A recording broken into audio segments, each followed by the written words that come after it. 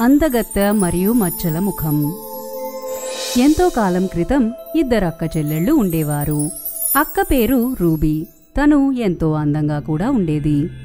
చెల్లి పేరు పెగ్గి. తన ముఖంపై మచ్చలు ఉండేవి. రూబీ తల్లి రూబీ చిన్నప్పుడే చనిపోయింది. ఆ రాత్రి ఆవిడ చనిపోయినప్పుడు ఒక పసుపచ్చ ఆవు రూబీతో ఉండడానికి వచ్చింది. రూబీకి ఆవు ఎంతో ఇష్టం. ఎందుకంటే ఆ ఆవు తనకి ఎంతో ఓదార్పునిచ్చేది. రూబీ తండ్రి మళ్లీ పెళ్లి చేసుకున్నాడు. పెగ్గి ఆ రెండో భార్య కూతురు. ఆ పిల్ల ఎంతో గారాబంగా పెరిగింది. ఒకరోజు సవతి తల్లి పెగ్గిని జాతరకి తీసుకువెళ్ళింది. రూబీ కూడా వాళ్లతో వెళ్లాలనుకుంది. కాని సవతి తల్లన్నది, "నువ్వు ఆ జనపనారని సరిచేస్తే రేపు తీసుకెళ్తాను." ఆ వెంటనే రూబీ జనపనార మొక్కల దగ్గర కూర్చున్నది. కాని ఎంతోసేపటి తర్వాత సగం పని మాత్రమే చేయగలిగింది. కళ్లల్లో నీళ్లు పెట్టుకుని తను పసుపచ్చ ఆవు దగ్గరికి వెళ్ళింది. ఆ ఆవు మొక్కలనంతా తినేసి బయటికి ఊసేసింది. ఆ ఆవు అలా చేయగానే మొక్కలు అవంతటవే సర్దుకున్నాయి. వాటిని తన సవతి తల్లికి ఇచ్చింది. "అమ్మా, ఇదిగోండి జనపనార. రేపు నేను జాతరకి వెళ్ళొచ్చు కదా?" మరుసటి రోజు తన సవతి తల్లి మళ్లీ తీసుకువెళ్లనని ఇలా అన్నది, నువ్వు గింజలనన్నీ ఒక్కొక్కటి తీస్తే రేపు జాతరకి తీసుకెళ్తాను." పాపం రూబీ ఒక్కొక్క గింజగా తీయాల్సి వచ్చింది.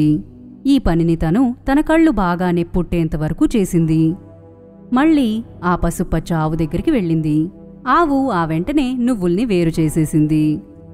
ఆ నువ్వుల్ని సవతి తల్లి దగ్గరికి తీసుకువెళ్ళింది. "నీకెవరు సాయం చేస్తున్నారు?" రూబీకి ఆ పసుపచ్చ ఆవే సాయం చేసిందని చెప్పాల్సొచ్చింది. ఇక ఆమె కోపంతో సవతి తల్లి ఆవుని చంపేసింది. రూబీ చాలా బాధపడిపోయింది. ఆ ఆవు ఎముకల్ని కుండలో పెట్టుకున్నది. ఒక సాయంత్రం సవతి తల్లి పెగ్గితో పాటు జాతరకి వెళ్ళినప్పుడు రూబీకి చాలా కోపం వచ్చింది. తను ఇంట్లో ఉన్న వాటినన్నింటినీ పడేసింది. ఆఖరికి ఆవు ఎముకలున్న కుండని కూడా పడేసింది. కాని ఆ కుండ నుండి ఒక తెల్లటి గుర్రం, ఒక కొత్త దుస్తులు, ఇంకా అందమైన పాదరక్షలు కూడా వచ్చాయి. రూబీకి ఎంతో ఆశ్చర్యం వేసింది. తను వెంటనే ఆ చెప్పుల్ని దుస్తుల్ని వేసుకొని ఆ గుర్రాన్ని ఎక్కింది. కాని తను గుర్రపు సవారీ చేసేటప్పుడు ఒక పాదరక్ష పడిపోయింది. అందుకని తను గుర్రాన్ని ఆపింది. ఆ పాదరక్ష ఒక గుంటలో పడి ఉండడాన్ని ఒక తెలివిగల అబ్బాయి చూశాడు. ఆ తర్వాత రూబీని చూశాడు. రూబీ అతన్ని ఆ పాదరక్ష ఇవ్వమని అడిగింది. ఆ యువకుడు నవ్వుతూ ఇలా అన్నాడు, "నువ్వు నన్ను పెళ్లి చేసుకుంటానంటే ఇప్పుడే తీస్తాను." అతను ఎంతో అందంగా ఉండేటప్పటికీ తను ఒప్పుకుంది. అతను ఆ పాదరక్షని తీసి తన కాలుకి తొడిగాడు. ఆ తర్వాత రూబీని తనతో పాటు తీసుకెళ్లి పెళ్లి చేసుకున్నాడు. 3 రోజుల తర్వాత రూబీ ఇంకా ఆమె భర్త రూబీ తల్లిదండ్రుల దగ్గరికి వెళ్లారు. తన సవతి తల్లి ఇంకా చెల్లెలు వాళ్లని బాగా చూసుకున్నారు. వాళ్లు రూబీని ఆ రాత్రికి అక్కడ ఉండమని అడిగేటప్పటికీ ఒప్పుకున్నది. తన భర్త వెళ్లే ముందు రూబీని తన వస్తువుల్ని ఒక అందమైన సంచిలో పెట్టమని ఇచ్చాడు. మరుసటి రోజు రూబీని పెగ్గి పట్టుకొని తీసుకువెళ్తూ ఇలా అంది, "రూబీ, బావిలో వచ్చి చూడు. దాంట్లో ఒక విచిత్రమైనది చూపిస్తాను." ఏమీ సందేహించకుండా రూబీ ఆ బావి దగ్గరికి వెళ్లి తొంగి చూసింది. కాని తనలా చేసేటప్పుడు రూబీని పెగ్గి బావిలో తోసేసింది. పాపం రూబీ ఆ నీటి నుండి తప్పించుకోలేకపోయింది. తను స్పృహ కోల్పోయింది. ఆ తర్వాత మునిగిపోయింది. 10 రోజుల తర్వాత ఆ యువకుడికి భయం కలిగింది. అతను ఒక సందేశాన్ని పంపించాడు. దానికి సవతి తల్లి ఏమని చెప్పిందంటే అతని భార్య పెద్దమ్మవారితో బాధపడుతుందని చెప్పింది. ఇంకా కొన్నాళ్టికి రాలేదని కూడా చెప్పింది. ఆ యువకుడు నమ్మేశాడు. అతను రూబీ కోసం ఎదురుచూస్తూ ఉన్నాడు. 2 నెలల తర్వాత సవతి తల్లి తన కూతుర్నే ఆ యువకుడి భార్యగా పంపించి మోసం చెయ్యాలని నిర్ణయించుకుంది. పెగ్గిని చూసిన వెంటనే ఆ యువకుడు ఖంగు తిన్నాడు. "ఒరి దేవుడా, ఇంతలా మారిపోయావేంటి? నువ్వు ఖచ్చితంగా రూబీవి కాదు. తను ఇంత అందవీనంగా ఉండదో." "అయితే ఎవరని అనుకుంటున్నారు? నాకు పెద్దమ్మవారు వచ్చిందని నీకు తెలుసు కదా. ఇప్పుడు నన్ను వదిలేద్దామనుకుంటున్నావా? నేను చచ్చిపోతాను." తను ఏడవసాగింది. ఆ యువకుడు తను ఏడవడాన్ని చూడలేకపోయాడు. అతను క్షమించమని కోరాడు. కాని వాళ్లకి తెలియదు రూబీ ఆత్మ ఒక పిచ్చుకలాగా తిరిగి వచ్చిందని. ప్రతిరోజు పెగ్గి తలదువ్వుకునేటప్పుడు అది వచ్చి పెగ్గి గురించి చెప్పాలనుకునేది. "ఒకసారిరా, రెండోసారిరా, మూడోసారిరా, నువ్వొక హంతకురాలివి. నువ్వు దానికి భారీ మూల్యం చెల్లిస్తావు. ఒక్కసారిరా, రెండోసారిరా, మూడోసారిరా, ఇక్కడి నుండి ఎగిరిపో, లేదంటే మళ్ళీ చచ్చిపోతావు. యువకుడు ఇదంతా విని అయోమయంలో పడ్డాడు. కాని అతనికి ఆ పక్షి గొంతు తనకి ఎంతో తెలిసిన గొంతులా అనిపించింది. నువ్వు నిజంగా నా భార్యవేనా? అలా అయితే నువ్వు 3 సార్లు కిలకిలమను, నేను బంగారు పంజరంలో ఉంచుతాను. పిచ్చుక 3 సార్లు కిలకిలమన్నది. అతను దాన్ని బంగారు పంజరంలో పెట్టాడు. ఇది చూసి పెగ్గి చాలా కోపగించుకుంది. తను రహస్యంగా ఆ పిచ్చుకని చంపేసి తోటలో పడేసింది. ఆ వెంటనే అది ఎన్నో కొమ్మల గల వెదురు బొంగులా మారిపోయింది. వెదురు బొంగులు ఆ పిచ్చుక నుండే వచ్చాయని పెగ్గికి తెలుసు. అందుకని వాటిని కోసేసి ఒక మంచంగా తయారు చేసుకుంది. తను దానిపై పడుకున్నప్పుడు లెక్కలేనన్ని సూదులు తనని గుచ్చాయి. అందుకని ఆ మంచాన్ని పడేసింది. పక్కింట్లో ఒక ముసలావిడ ఉండేది. తను ఆ మంచాన్ని చూసి ఆ మంచాన్ని తన ఇంటికి తీసుకువెళ్ళింది. మరుసటి రోజు తను ఒక నల్లటి నీడని మంచం పక్కన చూసింది. ఎవరివి నువ్వు? నేను మీ పక్కింటాయన భార్యని. నా పేరు రూబీ. నా చెల్లెలు నన్ను బావిలో పడేసింది. నేను మునిగిపోయాను, కాని నా ఆత్మ చనిపోలేదు. దయచేసి నాకు ఒక కొత్త శరీరాన్ని తయారు చేయండి. నాకు బియ్యం కుండని తలగా ఇవ్వండి, కర్ర పుల్లలని చేతులుగా, ఒక పాత బట్టని అవయవాలుగా, ఇంకా నిప్పు కడ్డీలు నా కాళ్లలా ఇవ్వండి. ముసలావిడ తను అడిగినట్టుగానే ఇచ్చింది. ఆ మరుక్షణమే ఒక అందమైన అమ్మాయి ప్రకటమయ్యింది. పెద్దావిడ, నా దగ్గర ఒక సంచి ఉంది, దాన్ని ఆ యువకుడికి నువ్వు అమ్మాలి. మరుసటి రోజు ఆ ముసలావిడ యువకుడి ఇంటి బయట నుంచొని ఇలా అరిచింది. ఆ యువకుడు ఏంటని అడగడానికి బయటికొచ్చాడు. ఆమె అతనికి రూబీ ఇచ్చిన అందమైన సంచిని చూపించింది. నీకు ఈ సంచి ఎక్కడ దొరికింది? ఇంతకుముందు దీని నా భార్యకి ఇచ్చాను. ఆ పెద్దావిడ జరిగిందంతా అతనికి చెప్పేసింది. ఆ వెంటనే అతను రూబీని ఇంటికి తీసుకొచ్చాడు. పెగ్గి రూబీని చూసినప్పుడు ఆ అమ్మాయి ఒక ఆత్మని, ఇంకా తను రూబీ కాదని చెప్పింది. ఎవరు నిజమైన వారని తేల్చడానికి ఒక పరీక్ష పెట్టాల్సిందే అని చెప్పింది. తను పెద్ద తెలివిగలది కాదు. అందుకని తను వేడి నూనెలో దూకాలని సలహా ఇచ్చింది. తను రూబీనే ముందు దూకి కాలిపోయి చనిపోతుందని అనుకున్నది. కాని రూబీకి ఆ వేడి నూనె వల్ల ఏ హాని జరగలేదు. కాని చెడ్డ చెల్లెలు దాంట్లో దూకిన వెంటనే చనిపోయింది.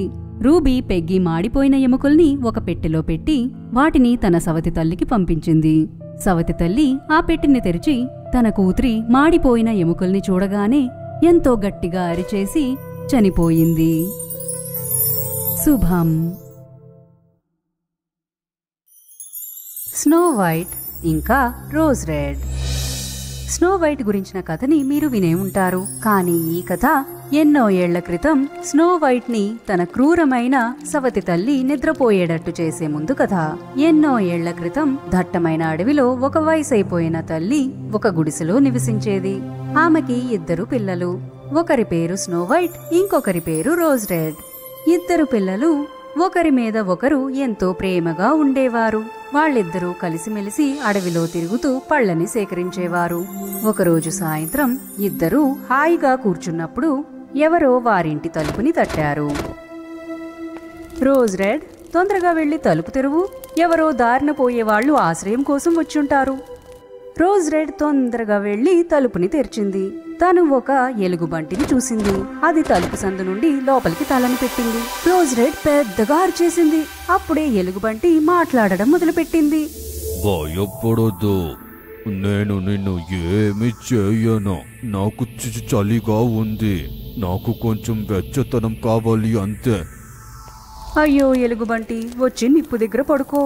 స్నో వైట్, రోజ్ రెడ్, భయపడకండి. ఎలుగుబంటి మిమ్మల్ని ఏం చేయదు. అది చాలా మంచిది, నిజాయితీ గల జంతువు. అందుకని వాళ్ళు వాళ్ళ అమ్మ మాటని ఆదరించి ఒక బట్టని తీసుకువచ్చి శాంతమారేంత వరకు ఎలుగుబంటిని తుడిచారు. ఆ తర్వాత ఎలుగుబంటి నిప్పు దగ్గర కూర్చున్నది. పొద్దున్నే ఎలుగుబంటి అడవికి తిరిగి వెళ్లిపోయింది.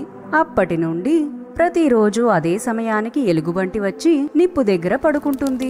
వాళ్లకు కూడా అది అలవాటైపోయింది. వాళ్ళిక తలుపుని మూసిందే లేదు. ఎప్పుడంతా ఎలుగుబంటి రావాలనుకుంటుందో అప్పుడంతా వచ్చేది. వసంతకాలం రాగానే బయటంతా పచ్చటి చెట్లతో నిండిపోయి ఉంది. ఒకరోజు పొద్దున ఎలుగుబంటి స్నో వైట్ తో ఇలా అంది. నేను ఇప్పుడు బయలుదేరాలి. ఈ ఎండాకాలం అయ్యేంత వరకు నాను తిరిగి రాను. ఎక్కడికి వెళ్తున్నావు ఎలుగుబంటి? నేను నా అడవికి తిరిగి వెళ్ళాలి. ఆ మరుగుజ్జు నుండి నా నిధిని కాపాడుకోవాలి. చలికాలంలో భూమి మంచుతో గడ్డ కట్టుకుపోయినప్పుడు వాళ్ళు వేరే దారి లేకుండా భూమి లోపల ఉంటారు. కాని ఇప్పుడు సూర్యుడు భూమిని వెచ్చగా ఉంచే వల్ల వాళ్ళు దొంగతనానికి బయటికి వస్తారు. వాళ్ళ గుహలోకి వెళ్ళిందేది కూడా తిరిగి రానీలేదు. ఇలా చెప్పి ఎలుగుబంటి అడవిలోకి వెళ్ళిపోయింది. కాసేపటి తర్వాత వాళ్ళమ్మ ఆ ఆడపిల్లల్ని కుట్టే వస్తువుల్ని తీసుకురమ్మని ఊళ్ళోకి పంపించింది. వాళ్ళు వచ్చే దారిలో ఒక పెద్ద చెట్టు కింద పడిపోయింది. దాంతో పాటు వాళ్ళు ఎవరో పైన కింద ఎగురుతుండడాన్ని గమనించారు. వాళ్ళు దగ్గరికెళ్లి చూస్తే అక్కడ ఒక మరుగుజ్జు పెద్ద గెడ్డంతో అక్కడ ఉన్నాడు. వాడి గెడ్డం మంచు ఆ చెట్టు కింద ఇరుక్కుపోయింది. వాళ్ళని అలానే చూస్తూ గట్టిగా అరిచాడు. అక్కడే నుంచుకో, ఎందుకున్నారు? నాకు వచ్చి సహాయం చేయండి. ఇక్కడేం చేస్తున్నారు మరుగుజ్జు? బుద్ధి తక్కువ పిల్ల, నేను వెచ్చతనం కోసం ఇక్కడికి వచ్చా. కానీ నా గడ్డం ఈ చెట్టు కింద ఇరుకుపోయింది. నేను దాన్ని బయటికి తీయలేకపోతున్నా. బుద్ధి తక్కువ పిల్లలారా, ఏంటి నవ్వుతున్నారా? మీరు ఎంత ఘోరమైన పిల్లలు. ఆ చిన్న పిల్లలు ఆ చెట్టుని ఎత్తడానికి చూశారు. కానీ వాళ్ళు ఆ గెడ్డాన్ని బయటికి తీయనే లేకపోయారు. అప్పుడు స్నో వైట్ తన సంచి నుండి కత్తిరిని తీసి అతని గడ్డం కొనని కత్తిరించేసింది. అతను తొందరగా చెట్టు వేరుల్లో దాగి ఉన్న తన సంచిని బయటికి తీశాడు. అయ్యో, నా గడ్డము! నా అందమైన గడ్డాన్ని కత్తిరించినందుకు మిమ్మల్ని శపిస్తున్నాను. ఇలా అతను పెద్దగా అన్నాడు. అతను తర్వాత సంచిని భుజాన వేసుకొని వెళ్ళిపోయాడు. ఆ తర్వాత స్నో వైట్ ఇంకా రోజ్ రెడ్ ఒక నది ఒడ్డు గుండా నడుస్తూ వెళ్తూ ఉన్నారు. అప్పుడు వాళ్ళు అక్కడ చూసినప్పుడు ఏదో ఒక పెద్ద మిడత లాంటిది వాళ్ళకి నీళ్లల్లో దూకుతూ ఉన్నట్టుగా కనిపించింది. వాళ్ళు తొందరగా అక్కడికి వెళ్లి చూస్తే అదే మరుగుజ్జు మనిషి. మీరెక్కడికి వెళ్తున్నారు? ఖచ్చితంగా మీరు నీళ్లలో దూకరు. నేనేమి పిచ్చివాణ్ణి కాదు. నా గడ్డం గాలంలో ఇరుకుపోయింది. ఈ పిచ్చి పెట్టిన చేప నన్ను లాగేస్తుంది. ఈ అమ్మాయిలు అతన్ని గట్టిగా పట్టుకొని ఆ గాలం నుండి అతని గడ్డాన్ని బయటికి తీయడానికి అన్ని రకాల ప్రయత్నించారు. కానీ వాళ్ళు చేయగలిగిందల్లా ఏంటంటే మళ్లీ కత్తిరిని బయటికి తీసి గడ్డాన్ని కొయ్యడమే. ఆ మరుగుజ్జు మనిషి వాళ్లతో ఏమాత్రం కృతజ్ఞతాభావంతో లేడు. వాళ్ల మీద గట్టిగా అరిచాడు. ఒక మనిషి ముఖాన నాశం చేసేశారే. మొరటు పిల్లల్లారా, మీకు బుద్ధి లేదా? ఇంతకు ముందే నా గడ్డాన్ని కత్తిరించి చిన్నది చేసింది సరిపోలేదు. ఇప్పుడు నా గడ్డంలో ఉన్న ముఖ్య భాగాన్నే కత్తిరించారు. ఆ తర్వాత అతను ఎంతో విలువైన రాళ్లతో నిండిన సంచిని తీసుకొని రాళ్ల కింద ఉన్న తన గుహలోకి వెళ్లిపోయాడు. ఆ అమ్మాయిలు వాళ్ళ అమ్మ కోసం కుట్టే సామాన్లని కొనడానికి వెళ్తూ ఉన్నారు. వాళ్ళు మళ్లీ ఇంటికి తిరిగి వస్తూ ఉండేటప్పుడు నది ఒడ్డుని దాటాల్సి వచ్చింది. అప్పుడు అక్కడ ఆ మరుగుజ్జు మనిషి తన దగ్గర ఉన్న విలువైన రాళ్లని కింద పారపోస్తూ ఉన్నాడు. సాయంత్రం సూర్యకిరణాలు వాటిపై పడి ఆ రాళ్లు మిలమిలా మెరిసిపోతూ ఉన్నాయి. వాటిని ఆ అమ్మాయిలు తీక్షణంగా చూస్తూ ఉన్నారు. ఎందుకు ఇక్కడ నుంచోనున్నారు? అతని ముఖం కోపంతో ఎర్రగా మారింది. ఒక్కసారిగా ఒక పెద్ద ఉరుము శబ్దం వినిపించింది. ఒక నల్లటి ఎలుగుబంటి అడవిలో నుండి బయటికి వచ్చింది. ఆ మరుగుజ్జు మనిషికి తిరిగి తన గుహలోకి దాక్కునేంత సమయం దొరకలేదు. ఎందుకంటే ఎలుగుబంటి అప్పటికే తన దగ్గరికి వచ్చేసింది. ఇక అతను భయంతో ఏడ్చేశాడు. ఎలుగుబంటి గారు, నన్ను వదిలేయండి. నేను నిధినంతా మీకు ఇచ్చేస్తాను. మీరు నన్ను తినాల్సిన అవసరం లేదు. అక్కడ చూడండి, ఇద్దరు అమ్మాయిలు. వాళ్ళిద్దరూ ఖచ్చితంగా ఎంతో రుచిగా ఉంటారు. కానీ ఆ ఎలుగుబంటి అతను చెప్పేదేది వినిపించుకోనే లేదు. ఆ మరుగుజ్జు మనిషిని తన పంజాతో దాడి చేసింది.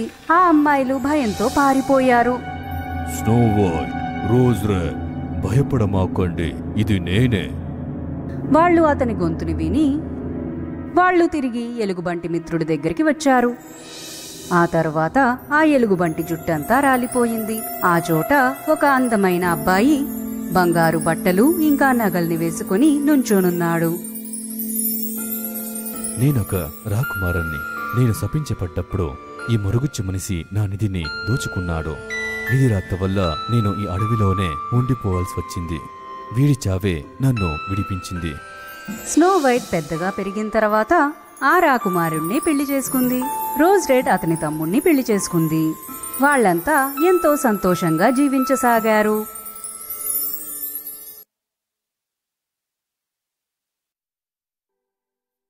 బాతుల పిల్ల. కొంతకాల క్రితం ఒక రాణికి అందమైన కూతురుండేది. రాకుమారి యుక్త వయస్సుకి రాగానే సుందరంగా ఉండే ఒక రాజ్యానికి చెందిన రాకుమారుడితో ఆమెకి నిశ్చితార్థం కుదిరింది. అమ్మా, నేనీ పని చెయ్యాలా? అవును, చెయ్యాలమ్మా. నేనిచ్చి పెళ్లి చేస్తానని ఆ రాకుమారుడికి మాటిచ్చాను. అయితే నేను నీతోనే ఉండిపోవాలనుకుంటున్నాను. నేను పెద్దదాన్నైపోయాను, త్వరలో చనిపోతాను కూడా. నీకొక భర్త ఉంటే తను నీ బాగోగులు చూసుకుంటాడు. అయినా కాని నేను నీతోనే ఉండిపోవాలనుకున్నాను. కాని నువ్వు చెప్పావంటే నేను వెళ్తాను. నేను నిన్ను ఒంటరిగా పంపలేను. నీతో పాటు నా సేవకురాలు ఆశ నీకు తోడుగా వస్తుంది. నీ గుర్రం సిద్ధంగా ఉందా? అవునమ్మా, మేమిద్దరం వెళ్లేందుకు సిద్ధంగా ఉన్నాం. గుర్తుంచుకో, ఆశ నాకు నమ్మకస్తురాలు. అక్కడ నీ సమాచారమంతా నాకు తప్పకుండా చేరవేస్తుంది. అవును, నాకు తెలుసమ్మా, ఆందోళన చెందకు. రాణి ఆమె కూతురు భవంతి నుండి బయటికి వచ్చారు. అక్కడ గుర్రాలు, సైనికులు వాళ్లకోసం ఎదురుచూస్తున్నారు. వెళ్దాం పద ఆశ. తప్పకుండా రాకుమారి. వెళ్ళొస్తానమ్మా. వాళ్ళిద్దరూ బయలుదేరారు. అయితే ఆశ లోపల కోపంగా ఉంది. ఈర్ష్య అలాగే అసూయలతో రగిలిపోతుందన్న విషయం రాణికి తెలీదు. ఆమె తను రాకుమారి కావాలి అనుకుంటుంది. రాకుమారి ఆమె సేవకులు గుర్రాలెక్కి భవంతి నుండి బయటికి బయలుదేరారు. చాలా గంటలు ప్రయాణం తర్వాత రాకుమారికి దాహం వేసింది. ఆ విషయం ఆశకి చెప్పింది. ప్లీజ్ ఆశ, ఆ ప్రవాహం నుండి కొన్ని నీళ్లు తీసుకొచ్చివ్వా. నీకు దాహం వేస్తే నువ్వే వెళ్ళొచ్చుగా. గుర్రం దిగి నది ఒడ్డుకు వెళ్లి నీళ్లు తాగిరా.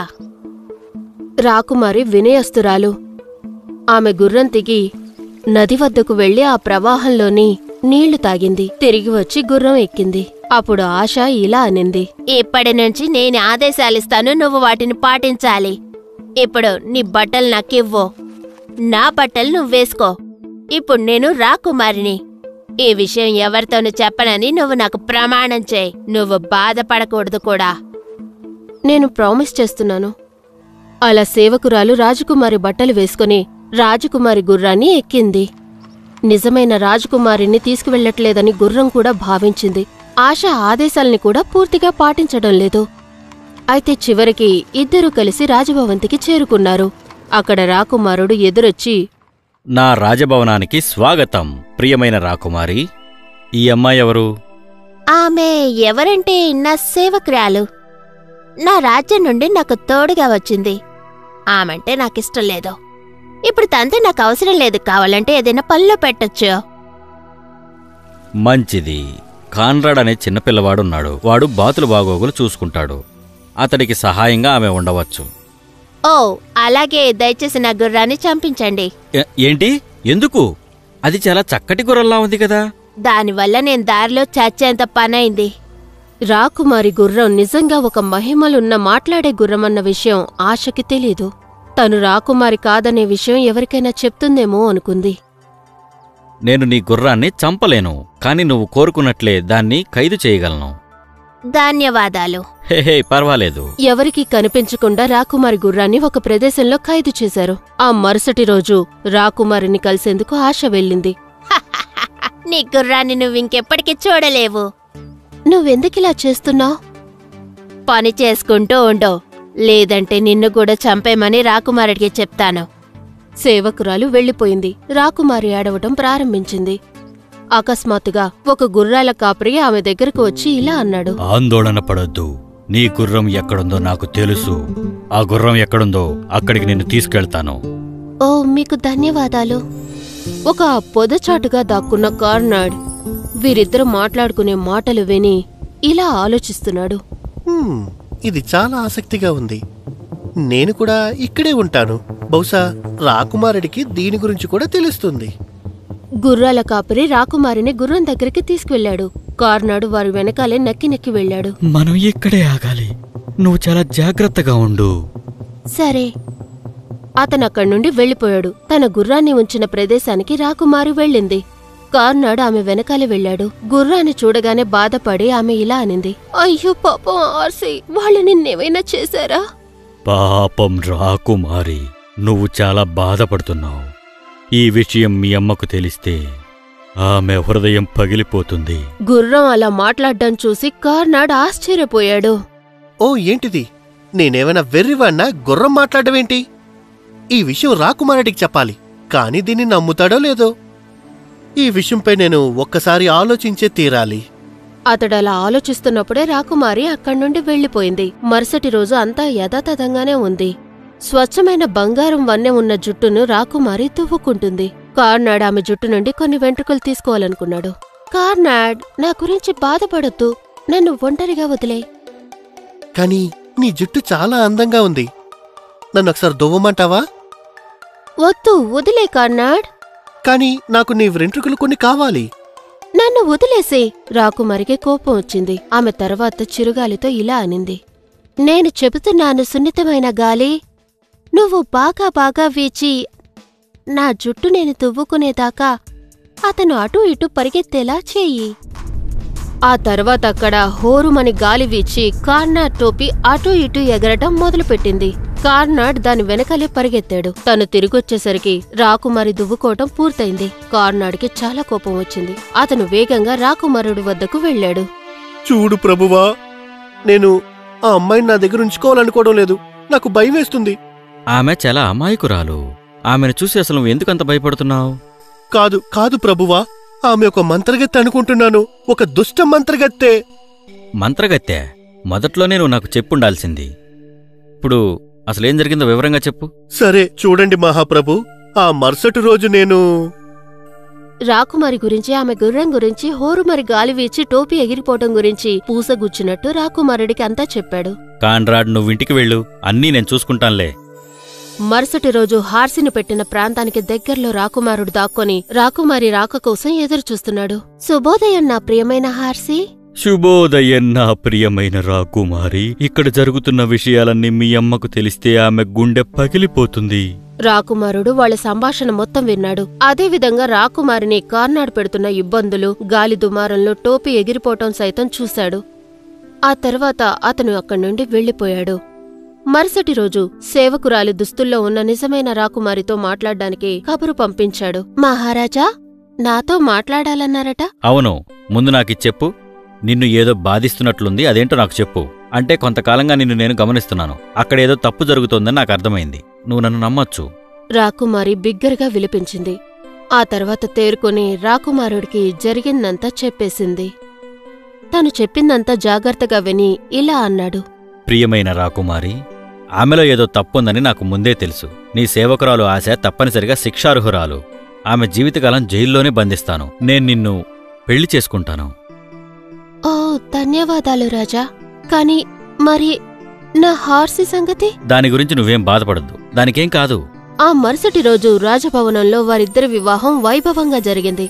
గొప్ప విందిచ్చారు. రాజదంపతులిద్దరూ జీవితాంతం సంతోషంగా గడిపేశారు. శుభం.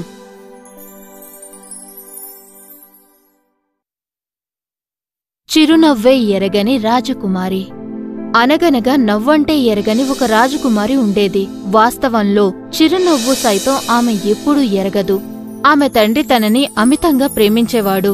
అందువల్ల సంతోషంగా లేని కూతుర్ని చూసి బాధపడుతూ ఉండేవారు. ఒకరోజు రాజు ఒక పథకాన్ని వేశాడు. తన కుమార్తెని ఎవరైతే నవ్విస్తారో ఆమెను తనకిచ్చి పెళ్లి చేస్తానని దండోర వేయించాడు. హాస్యగాళ్లు, గారడీవాళ్లు, ఇతర విద్యలు తెలిసిన వాళ్లు రాజ్యభవనానికి తరలివచ్చారు.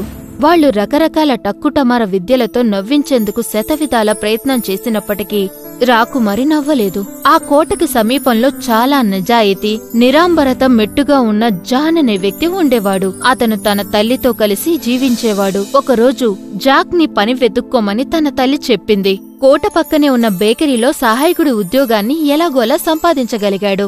మొదటి రోజు జీతంగా 1 డజన్ గుడ్లను ఆ బేకరీ యజమాని జాక్ ఇచ్చాడు. దాంతో జాక్ ఎంతో సంతోషపడ్డాడు. చేతిలో గుడ్లను పట్టుకొని చాలా సంతోషంగా ఇంటికి పరిగెత్తాడు. కాని కోటను దాటుకుని వేగంగా పరిగెత్తుతుండగా అతను జారి కింద పడటంతో చేతిలోని గుడ్లు పగిలిపోయాయి. రాకుమారి అదంతా కిటికీలో నుంచి చూస్తుంది, కాని నవ్వలేదు. ఇంటికి రాగానే జాక్ తల్లి తనతో ఇలా అంది. తెలివి తక్కువ వెదవా, ఆ గుడ్లని నీ టోపీలో పెట్టుకొనుంటే పగిలేవి కావు కదా. నెక్స్ట్ టైం అలాగే చేస్తానమ్మా. ఆ తర్వాతి రోజు బాగా పనిచేసిన తర్వాత రోజు కూలీగా ఒక చిన్న పంది పిల్లని బేకరీ యజమాని జాక్ ఇచ్చాడు. తల్లి సలహా గుర్తు చేసుకున్న జాక్ ఆ పంది పిల్లని టోపీలో పెట్టుకుని తీసుకువెళ్లాలని నిర్ణయించుకున్నాడు. ఆ తర్వాత తన ఇంటి వైపు పరిగెత్తాడు. అయితే కోట ఎదురుగా వస్తున్నప్పుడు ఆ పంది పిల్ల జాక్ టోపీ నుంచి తప్పించుకుని పారిపోయింది. దాన్ని పట్టుకునేందుకు పరిగెత్తిన జాక్ పక్కనే ఉన్న బురదలో పడిపోయాడు. కాలి నుండి తల వరకు బురదను పూసుకున్నాడు. ఆ రోజు కూడా రాకుమారి తన కిటికీలో నుంచి ఈ దృశ్యాన్ని చూసినప్పటికీ ఆమె నవ్వనే లేదు. బురద పూసుకుని ఇంటికి వచ్చిన జాక్ ని చూసి తన తల్లి తిట్లు తిడుతూ ఇలా అనింది. ఓ జాక్, నిన్నేమనాలో నాకు అర్థం కావడం లేదు. ఆ పంది పిల్లకి తాడు కట్టి తీసుకురావాల్సింది కదా. ఖచ్చితంగా నెక్స్ట్ టైం అలాగే చేస్తానమ్మా. మరుసటి రోజు జాక్ మరింత కష్టపడ్డాడు. దాంతో తన యజమాని ఇంట్లో వండుకోవటానికి ఒక పెద్ద చేపను రోజు కూలీగా ఇవ్వాలని నిర్ణయించుకున్నాడు. తన అమ్మకు మాట ఇచ్చినట్టుగానే ఆ చేపకు తాడు కట్టి రోడ్డు మీద లాక్కుంటూ జాక్ ఇంటికి బయలుదేరాడు. అయితే ఊర్లో పిల్లులు చేప వాసన పసికెట్టి జాక్ వెంట పడ్డాయి. ఆ విషయాన్ని జాక్ గ్రహించలేదు. పిల్లులు కొంచెం కొంచెంగా మొత్తం చేపని కొరుక్కు తినేశాయి. ఈ సంఘటన రాజకుమారి మళ్లీ తన కిటికీ నుంచి చూసింది. కాని ఆమె కొద్దిగా కూడా నవ్వలేదు. జాక్ తల్లి మళ్లీ బాధపడి ఇలా అనింది. ఆ చేపని నీ తల మీద పెట్టుకొని తీసుకురావాల్సింది కదరా వెర్రివెదవా. ఓ, నెక్స్ట్ టైం తీసుకొస్తానమ్మా. ఆ మరుసటి రోజు ముందు రోజు కంటే జాక్ బాగా పనిచేశాడు. అందుకుగాను తన యజమాని ఒక ఆవుని రోజు కూలీగా ఇచ్చాడు. తల్లికిచ్చిన మాట జాక్ గుర్తు చేసుకున్నాడు. దాంతో అతను ఆవు కిందకి దూరి తన భుజాలపైన దాన్ని ఎత్తుకుని ఇంటికి తీసుకువెళ్లేందుకు ప్రయత్నించాడు. ఇది అన్నిటికంటే చాలా హాస్యాపదంగా మారింది. తన కిటికీ నుంచి ఇదంతా రాజకుమారి గమనించి నవ్వుతూ నవ్వుతూ ఎడతెరిపి లేకుండా నవ్వుతూనే ఉంది. తన కూతురు నవ్వుతున్న శబ్దం కోట నుంచి రావటాన్ని రాజు గుర్తించి పరిగెత్తుకుంటూ వచ్చాడు. ఎవరు ఎవరు అసలు నా కూతుర్ని సంతోషపెట్టింది ఎవరు? ఒకరు నేను అంటే కాదు నేను, మరొకడు నేను అంటూ పోటీ పడ్డారు. కాదు కాదు నేను. కాదు కాదు, అదిగో అక్కడ ఆవుతో ఉన్న ఆ వ్యక్తి, రాజకుమారి చెబుతూ ఆమె జాక్ ని చూపించింది. వెంటనే అతను రాజమందిరానికి తీసుకొచ్చారు. జాక్ రాజుగారి సమీపంలో నిలబడి ఉన్నాడు. రాజు చాలా ఆనందించాడు. ఆయన జాక్ ను తన తల్లిని విపరీతంగా ప్రశంసించారు. వారి కోసం పెద్ద విందు కూడా ఇచ్చారు. కొన్ని రోజుల తర్వాత రాజకుమారి జాక్ ని పెళ్లి చేసుకుంది. ఇద్దరూ కలిసి కోటలో నివసించేందుకు వెళ్లారు. అతన్ని చూసి రాజకుమారి ఎప్పుడూ నవ్వుతూనే ఉండేది. వారిద్దరు సంతోషంగా చివరి వరకు జీవితాన్ని కొనసాగించారు. శుభం.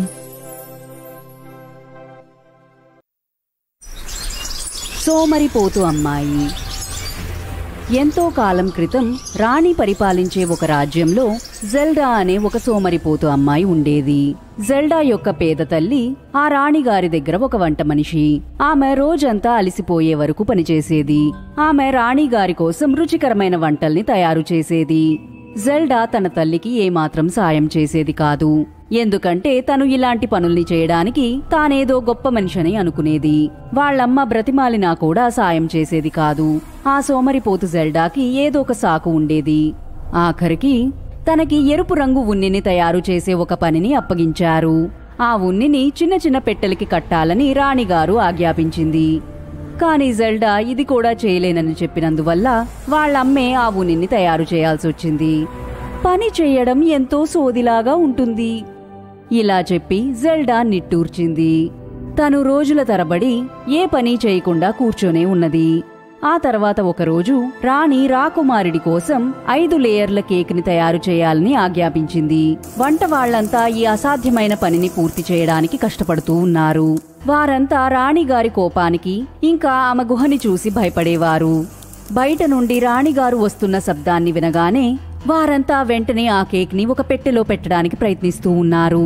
కాని దాని చుట్టూ కట్టడానికి ఉన్నే లేదు. జెల్డా, తొందరగా మా కోసం ఉన్నిని తయారు చెయ్యి.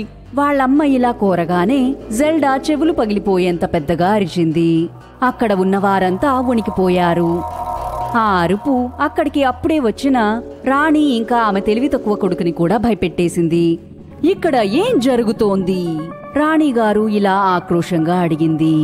వంటగదంతా ఒక్కసారిగా నిశ్శబ్దంగా మారిపోయింది. అప్పుడే జెల్డా వాళ్ల అమ్మ ముందుకు వచ్చింది. తన కూతుర్ని ఎక్కడ దండిస్తారు అని భయపడి ఆమె అబద్ధం చెప్పింది.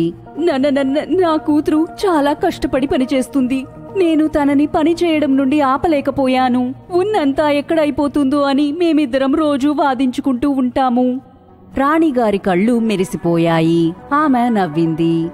నాకు కష్టపడి పని చేసేవాళ్లంటే చాలా ఇష్టం. నాతో నీ కూతుర్ని పంపించు. తను ఇష్టం వచ్చినంతగా పనిచేయచ్చు. ఇది విని అందరూ ఆశ్చర్యపోయారు. రాణి తన మొద్దు కొడుక్కి ఒక కష్టపడి పనిచేసే అమ్మాయితో పెళ్లి చేయాలనుకున్నది. జెల్డాకి పని దొరికిందని వాళ్ళమ్మ ఎంతో సంతోషించింది. జెల్డా కూడా తను ఊహించిన జీవితం దొరుకుతుందని సంతోషించింది. రాణి జెల్డాని ఒక భవంతికి తీసుకువెళ్ళింది. అక్కడ ఉన్న 3 గదులు రంగురంగుల దారాలతో నిండిపోయి ఉన్నవి. అక్కడ ఇంద్రధనుసులో ఉన్న అన్ని రంగులు ఉన్నాయి. వీటినంతా ఒక మంచి ఉన్నిగా మార్చు. ఈ పని అవ్వగానే నువ్వు నా కొడుకుని పెళ్లి చేసుకోవచ్చు. జెల్డా తనలో తాను నవ్వుకున్నది.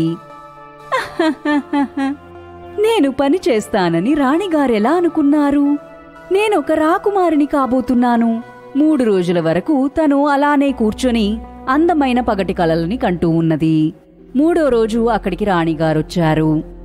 ఆమె అక్కడ ఉన్న దృశ్యాన్ని చూసి అవాక్కైపోయింది. ఇంతవరకు ఎవరూ కూడా ఆమె ఆజ్ఞని మీరిందే లేదు. ఇదంతా ఏంటి? ఆమె కోపంగా అడిగింది. ఆమె ముఖం కోపంతో ఎర్రగా మారిపోయింది. నాకు ఇల్లు గుర్తుకొచ్చింది. నేను ఏడుస్తూ ఉండిపోయాను, అందుకే పని చేయలేదు. చాలు, రేపటికల్లా నువ్వు ఈ పనిని ప్రారంభించాల్సిందే, అంతే. ఆ తలుపులు ధడాల్మని మూసుకున్నాయి. ఆ తర్వాత తాళం వేయబడింది. ఇప్పుడు జెల్డా భయపడిపోయింది. తను తప్పించుకోగలదా అని చూడడానికి కిటికీ దగ్గరికెళ్ళింది. అక్కడ బయట తన వైపుగా ఎగురుకుంటూ వచ్చే 3 దేవతల్ని చూసింది. ఒక దేవతకి పెద్ద పాదం ఉన్నది. 2వ దేవత నాలుక బయట వేలాడుతూ ఉన్నది. 3వ దేవతకి పెద్ద బొటన వేలు ఉన్నది. వాళ్ళు ఆ కిటికీ దగ్గర ఆగారు. ఏంటి నీ సమస్య? వాళ్లకి జెల్డా తన కథని చెప్పింది. నువ్వు బాధపడకు, మేము నీకోసం ఈ పనిని చేస్తాము. కాకపోతే మాకు రాచరిక విందులంటే చాలా ఇష్టం. అందుకని నువ్వు మమ్మల్ని నీ పెళ్లికి ఆహ్వానించాలి. అక్కడ ఉన్న వారికి నువ్వు గర్వంగా మేము నీ అక్కలమని చెప్పాలి. సరే సరే, అలాగే, కానీ తొందరగా చెయ్యండి, రాణిగారు వచ్చేస్తారు. ఆ దేవతలు వాటి పేర్లని బెల్లా, బెనీటా, బాబ్ అని చెప్పి పని చేయడానికి కిటికీ నుండి ఎగురుకుంటూ లోపలికొచ్చారు. బెల్లా తన పాదాన్ని ఉపయోగించి రాట్నాన్ని తిప్పితే బెనీటా తన నాలుకతో ఆ దారాన్ని తడుపుతూ ఉన్నది. బాబ్ తన బొటని వేలికి ఆ దారాన్ని చుట్టుకుంటూ ఉన్నది. తను ప్రతిసారి బల్ల మీద కొట్టినప్పుడల్లా అందమైన ఉన్ని తయారయ్యి కింద పడేది. పగలు రాత్రి అని చూడకుండా ఆ దేవతలు పనిచేస్తూ ఉంటే జెల్డా హాయిగా నిద్రపోతూ ఉన్నది. మరుసటి రోజు రాణిగారొచ్చినప్పుడు జెల్డా వెంటనే ఆ దేవతల్ని దాచిపెట్టేసింది. ఆ తర్వాత జెల్డా ఎంతో గర్వంగా ఒకటి తర్వాత ఒకటిగా ఆ దేవతలు తయారు చేసిన ఉన్నిని చూపించింది. అది చూసి రాణిగారి కఠోర హృదయం కూడా కరిగిపోయింది. ఆ భవంతిలో మొదటి గదిలో ఉన్న పనంతా పూర్తవగానే ఆ దేవతలు 2వ గదికి ఇంకా 3వ గదికి వెళ్ళాయి. ఆ తర్వాత ఒకే ఒక రోజు లోపలే ఆ 2 గదుల్లో ఉన్న పనిని పూర్తి చేసేశారు. అలా పనిని పూర్తి చేసేసి జెల్డాకి సంతోషంగా వెళ్ళొస్తామని చెప్పి వెళ్ళిపోయాయి. ఆఖరికి జెల్డా రాణిగారికి ఇంకా ఆమె కొడుక్కి అక్కడ ఉన్న ఉన్నినంతా చూపించినప్పుడు వాళ్ళు ఆశ్చర్యపోయారు. నువ్వు చాలా మంచి పని మనిషివి. అరే, ఎంత అందమైన అమ్మాయి! రాణిగారు తను మాటిచ్చినట్టుగానే తన కర్రని బయటికి తీసి ఇలా అన్నది. నువ్వు నా కొడుకుని పెళ్లి చేసుకోవడానికి అనుమతిస్తున్నాను. అలాగే నువ్వు ఒక గొప్ప చేనేతకారివని ఒక బిరుదునిస్తున్నాను. అలా నువ్వు ఇంత మంచి పనిని చేస్తూ ఉండొచ్చు. ఇది విని జెల్డా కంగారు పడింది. అప్పుడే తనకి ఆ దేవతలు గుర్తొచ్చారు. తను సంతోషంతో నవ్వింది. నాకు 3 అక్కలున్నారు, వాళ్ళు ఈ విందుకి రావచ్చా? అలాగే. త్వరలోనే పెళ్లి రోజు వచ్చింది. పెళ్లి పూర్తవగానే విందు ప్రారంభమయ్యింది. అప్పుడే అందమైన దుస్తుల్ని వేసుకొని అక్కడికి ఆ 3 దేవతలు వచ్చారు. వాళ్ల రాకని ఎవరూ గమనించరని జెల్డా అనుకున్నది. కాని అందరూ గమనించారు. రాకుమారుడు వారిలో ఉన్న లోపాల్నే చూశాడు. అతను పరుగున బెల్లా దగ్గరికి వెళ్లి ఇలా అడిగాడు. ఎంత పెద్ద పాదం! రాట్నాన్ని తొక్కడం వల్ల. ఆ తర్వాత బెనీటా దగ్గరికెళ్లాడు. మీ నాలుకకి ఏమైంది? దారాన్ని తడి చేయడం వల్ల. ఆఖరికి బాబ్ దగ్గరికెళ్ళాడు. మీ బొట్నివేలికి ఏమైంది? దారాన్ని చుట్టుకోవడం వల్ల. అది విని రాకుమారుడు ఏడవసాగాడు. లేదు, నా భార్యని ఇంకా ఎప్పుడు కష్టకరమైన ఉన్ని చెయ్యనివ్వను. అలాగే, కాని తనకి పనంటే చాలా ఇష్టం. అందుకని ఇవాల్టి నుండి తను రాచరికపు వంట మనిషిగా ఉంటుంది. మొదట జెల్డా ఎంతో సంతోషంగా నవ్వింది. కాని రాణిగారి రెండో ఆజ్ఞని వినగానే జెల్డా ఒక్కసారిగా వాక్కైపోయింది. శుభం. బంగారపు రొట్టి. ఎంతో కాలం క్రితం ఒక చిన్న ఊరిలో మేరీ అనబడే ఒక ఆవిడ తన కూతురుతో పాటు ఉండేది. ఆమె కూతురు పేరు రోసీ. మేరీ ఎంతో మంచి గుణం గలది, అందరితోనూ ప్రేమగా ఉండేది. కాని రోసీ వాళ్ళమ్మకి పూర్తి విరుద్ధంగా ఉండేది. కాని తను మాటల్లో వర్ణించలేనంత అందంగా ఉంటుంది. రోసీ, ఈ చెట్లు నాటడానికి నాకు కొంచెం సాయం చెయ్యి. నేనెందుకు చెయ్యాలి? నా చేతులు మురికైపోతాయి. దాంతో నా ముఖం కూడా పాడైపోతుంది. ఇదే రోసీ సమస్య. ఆమెని పెళ్లి చేసుకోవడానికి చాలా మందే వచ్చారు. కాని రోసీ అందర్నీ వద్దనేసింది. నిన్న వచ్చిన అతన్ని ఎందుకు నొద్దన్నావు? అమ్మా, నీకేమన్నా పిచ్చా? అతని కళ్ళు ఎంత చిన్నగా ఉన్నాయో చూసావా? కాకి కళ్ళులా ఉన్నాయి. అలాగే పెద్ద ముక్కు కూడా ఉన్నది. నేను పక్కన ఉన్నప్పుడు అతను గనక తుమ్ముంటే అయ్యో చచ్చేదాన్ని. ఆపు, చాలు. రోజీ, నువ్వొక విషయం తెలుసుకోవాలి. అందమే సర్వస్వం కాదు. అమ్మా, నాకు ఒక రాకుమారుడో లేదా ఒక పెద్ద వీరుడంటేనే ఇష్టం. ఒకరోజు రాత్రి రోజీ నిద్రపోతూ ఉండగా మేరీ చూసింది. రోజీ నిద్రలో నవ్వుతూ ఉన్నది. వాళ్ళమ్మ ఈ విషయాన్ని చూసి ఎంతగానో ఆశ్చర్యపోయింది. ఎంత అందంగా ఉంది. ఏదో వింత కల వచ్చినట్టుందేమో. మరుసటి రోజు రోజీ సంతోషంగా నిద్ర నుండి లెగవడాన్ని వాళ్ళమ్మ చూసింది. కన్నా, నిన్న రాత్రి ఏం కల కన్నావు? చెప్పు. అమ్మా, నీకు తెలుసా, నిన్న రాత్రి కలలో ఒక రాకుమారుడు వచ్చి నన్ను పెళ్లి చేసుకుంటావా అని అడిగాడు. అతను బంగారు రథంలో వచ్చాడు. అతని బట్టలు పైనుండి కింద దాకా బంగారంతోనే చేయబడింది. ఇదేం కల? చాలా విచిత్రమైన కలలా ఉందే. అమ్మా, అక్కడ బంగారంతో చేసిన రొట్టె కూడా ఉన్నది. మేరీ తన కూతురి గురించి ఆలోచించి బాధపడింది. ఒకరోజు మేరీని కలవడానికి ఆమె స్నేహితులు బెల్లీ ఇంకా జాన్ వచ్చారు. వాళ్లకి ఒక రహస్యం ఉన్నది. వాళ్ళు మాయాశక్తి గలవాళ్లు. ఈ రహస్యం మేరీకి తెలియదు. ఓ జాన్, బెల్లీ, మీ ఇద్దరినీ చూసి ఎన్ని రోజులయ్యింది? మీరెలా ఉన్నారు? నేను బాగానే ఉన్నాను, కానీ నా కూతురే కొంచెం మంచిగా ఉండాలి. మేరీ తన కూతురి గురించి జాన్కి ఇంకా బెల్లీకి చెప్పి బాధపడింది. తను బంగారంతో చేసిన రొట్టె కావాలని అంటుంది. తనని ఏం చేసేది? సరేలే, ఒకవేళ తన కళ నిజమైతే అదెప్పటికయ్యేదిలే మరి. పర్వాలేదు, వదిలేయండి. తను పెరిగే కొద్దీ నేర్చుకుంటదేమో. మనం ఇంకేదైనా మాట్లాడుకుందాము.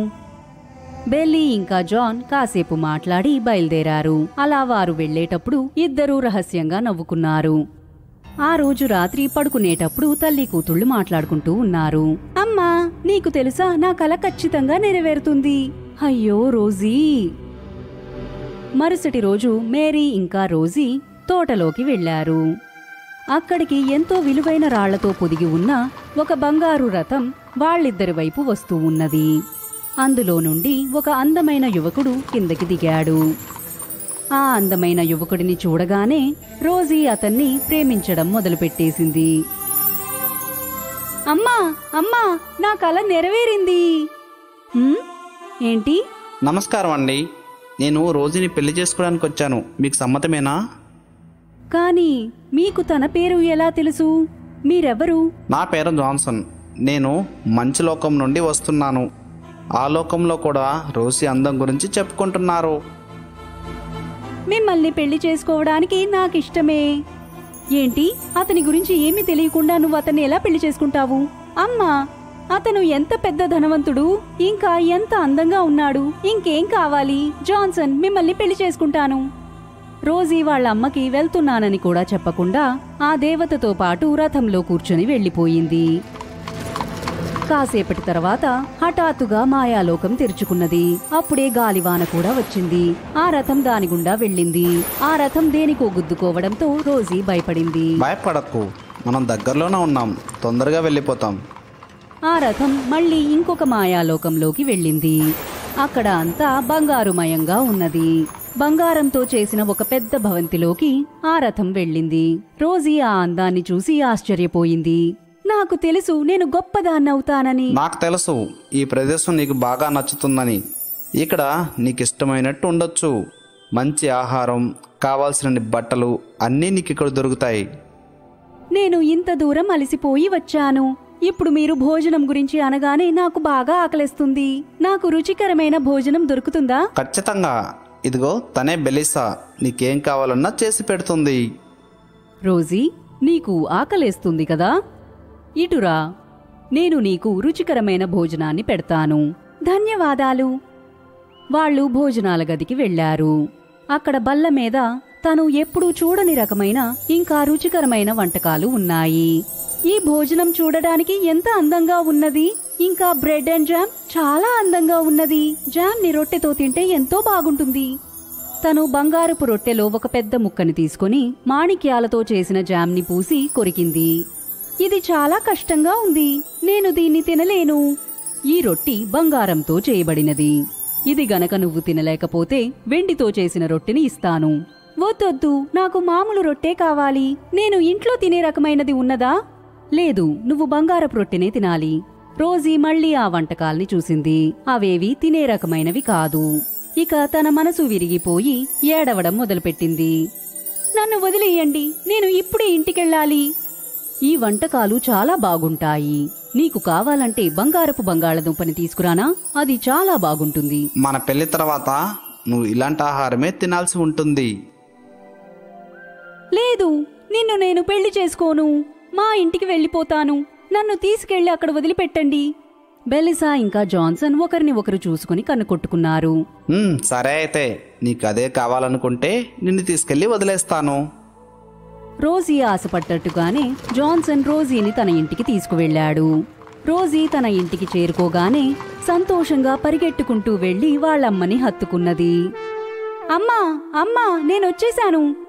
రోజీ, నిన్ను మళ్ళీ చూస్తానని నేను అనుకోనే లేదు.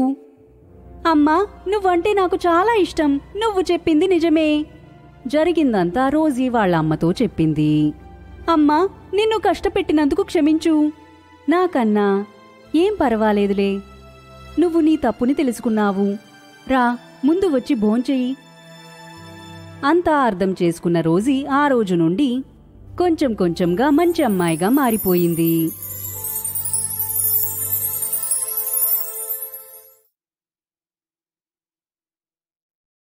అహంభావి చెట్టు.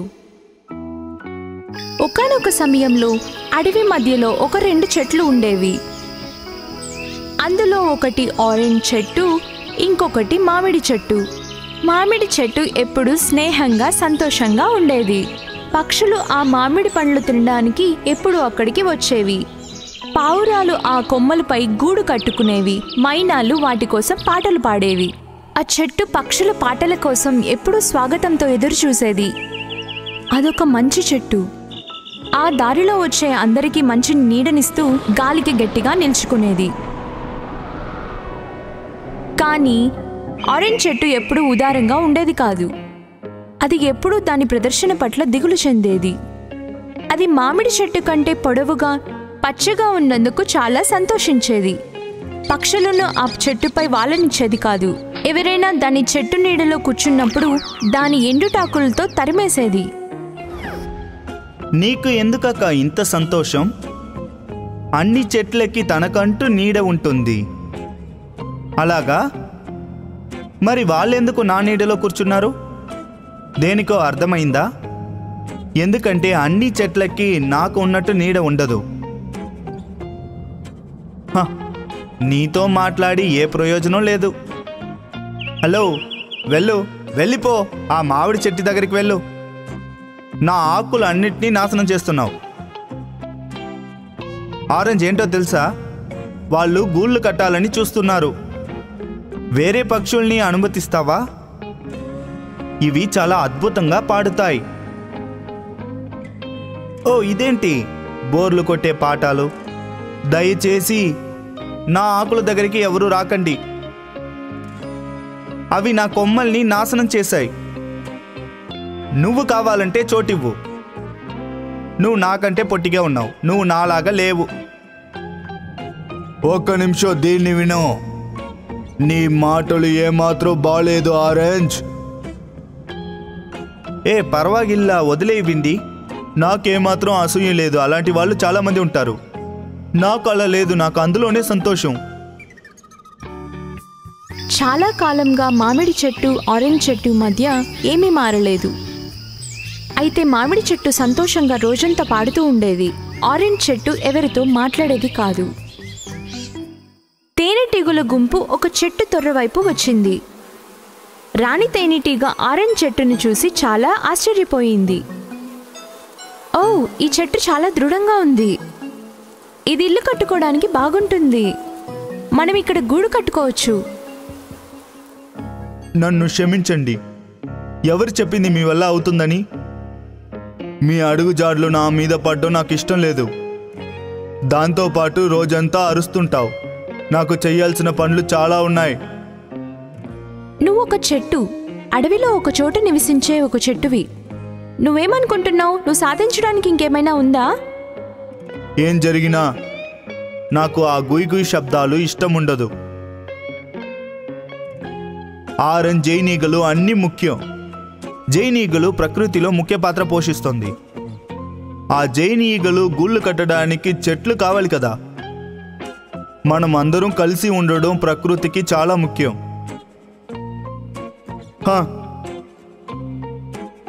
ప్రకృతి వాళ్ళ కొమ్మని నాశనం చెయ్యాలనుకుంటే నన్ను ఇంత అందంగా బలశాలిగా చేసుండదు. నేను ప్రకృతి ఇచ్చిన అద్భుతం. అందువల్ల ఈ ప్రకృతి కోసం నేను ఎప్పుడూ సంతోషంగా ఉంటాను. నాకెందుకు సలహా ఇస్తున్నావు? ప్రకృతి మీద అంత పట్టుదల ఉంటే నువ్వే చెయ్యి. ఈ జైనీగలు కూర్చోవడానికి నువ్వు చోటువ్వు. ఇప్పుడు నాకు వేరే పని ఉంది. ఆరెంజ్ చెట్టు మాటలు మామిడి చెట్టుని లోతుగా ఆలోచింపచేశాయి. కానీ అది స్పందించాలనుకోలేదు. బదులుగా మామిడి చెట్టు దాని కొమ్మపై గూడు కట్టుకోవడానికి తేనెటీగలను ప్రోత్సాహంతో పిలిచింది. ఓ మామిడి, నువ్వు చాలా మంచిదానివి. మేమిక్కడ గూడు కట్టుకుంటాం. నీ దగ్గర చాలా మంచి వాసన వస్తుంది. ధన్యవాదాలు మహారాణి, నేను బాగున్నాను. తేనెటీగలు మామిడి చెట్టుపై గూడు కట్టుకున్నాయి. ఇంకా అందులో తృప్తిగా జీవించాయి. తేనెటీగల శబ్దం ఇంకా తేనె యొక్క జిగురు కానీ మామిడి చెట్టుని ఇబ్బంది పెట్టలేదు.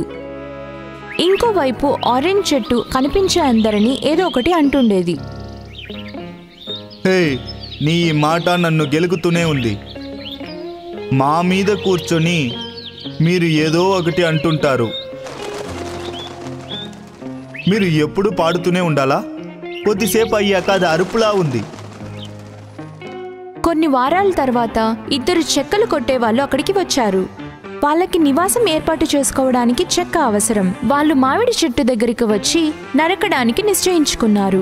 వాళ్ళ పనికి ఇదైతే ఆదర్శవంతమైనది అనుకున్నారు. అయితే వాళ్ళలో ఒకరు ఏదో గమనించారు. ఉండు, నిజంగా అది ఏంటి? అది జైన్ ఈగల గూళ్ళు. మనం ఈ చెట్ల దగ్గరికి వెళ్తే అవి అటాక్ చేస్తాయి. అవును, మనం వేరే చెట్టుని చూద్దాం. చెక్కను కొట్టేవాళ్ళు ఆరెంజ్ చెట్టుని నరకడం కొనసాగించారు. వాళ్ళు దాన్ని ఎత్తును చూసి మెచ్చుకున్నారు.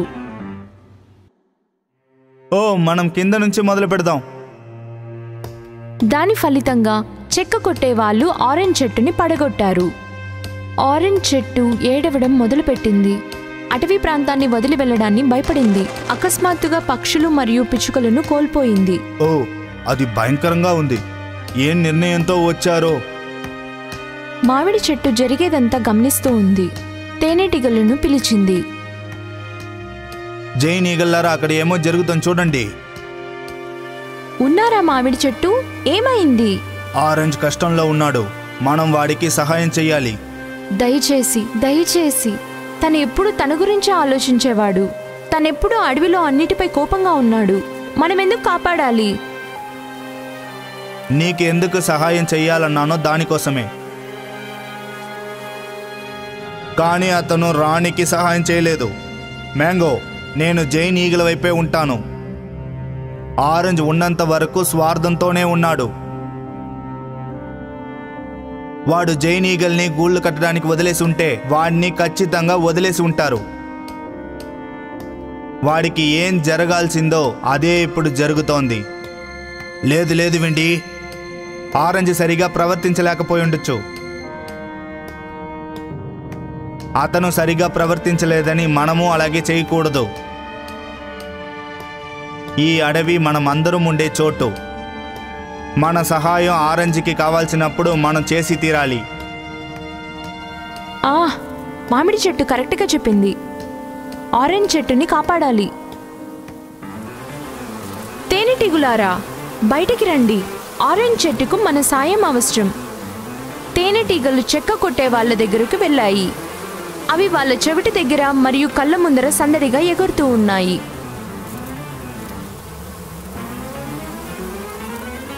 మనం వెంటనే ఇక్కడి నుంచి వెళ్ళాలి. ఈ జైన్ ఈగలు మనల్ని కుడుతున్నాయి. మనల్ని చంపేస్తుంది. మనం ఇక్కడి నుంచి బయటికి వెళ్ళాలి.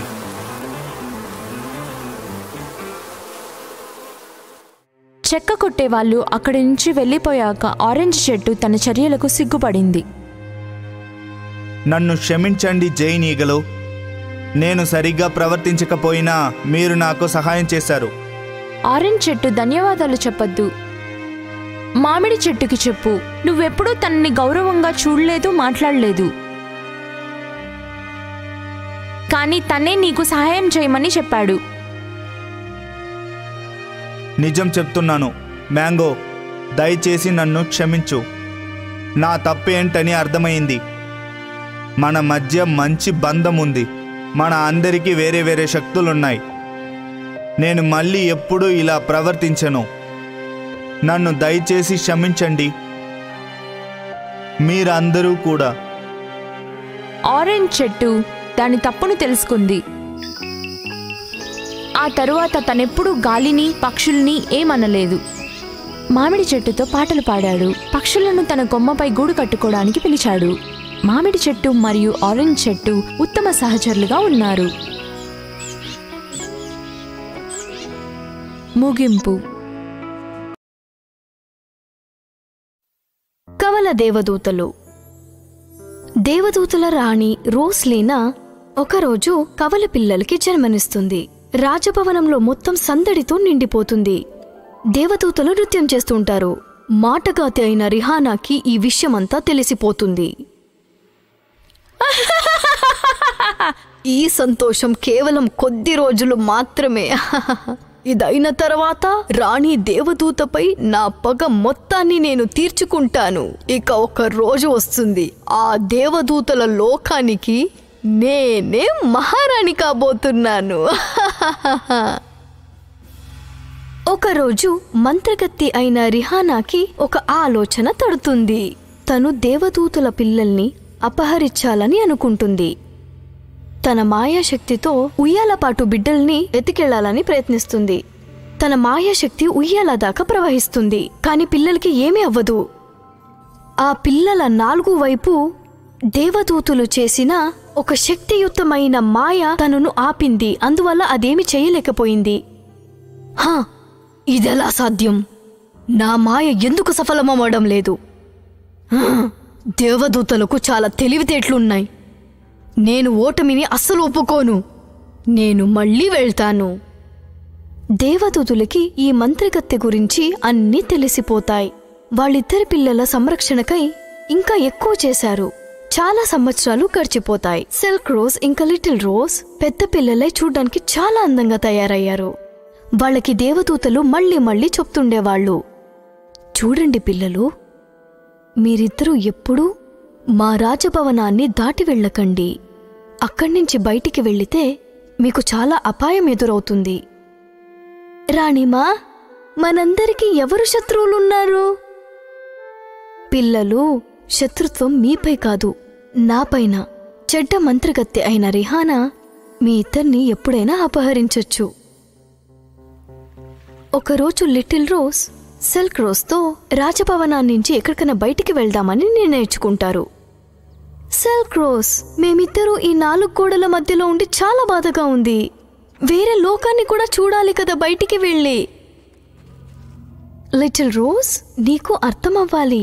మేమిక్కడి నుంచి బయటికి వెళ్తే మాకు చాలా అపాయం ముందుంది. మేమిక్కడే ఉండాలి. ఇలా వీళ్ళిద్దరూ మాట్లాడుతూ ఉండగా మంత్రగాడైన గజాం అక్కడికి వస్తాడు. తను మంత్రగత్తె రిహానా కంటే ఇంకా భయంకరంగా ఉండేవాడు.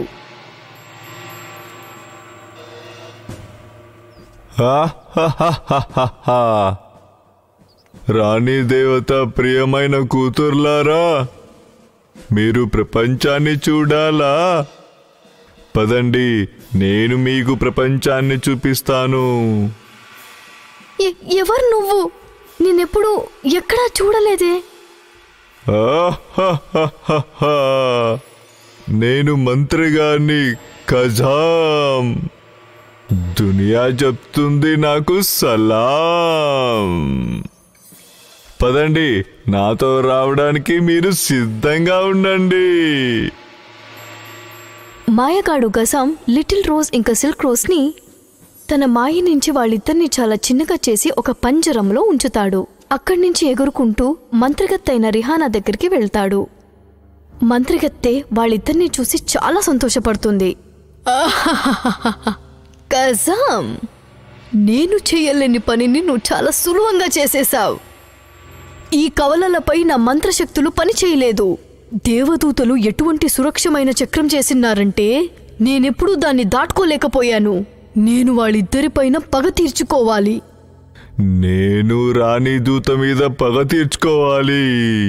మనం పూర్తిగా ఈ లోకాన్ని మన చేతుల్లోకి తీసుకోవాలి. మనిద్దరం కలిసి ఉన్నామంటే ఈ పూర్తి లోకాన్ని మన చేతుల్లోకి తీసుకోవచ్చు. కింగ్ హెన్రీని నేను ముందే బంధించి ఉన్నాను. రాణి దూతని మాత్రం బంధించడం ఒకటే బాకీ ఉంది. లేదు లేదు, మా తండ్రిని వదిలేసేయండి. మంత్రగాడ, దయచేసి మా నాన్ని వదిలేసేయి.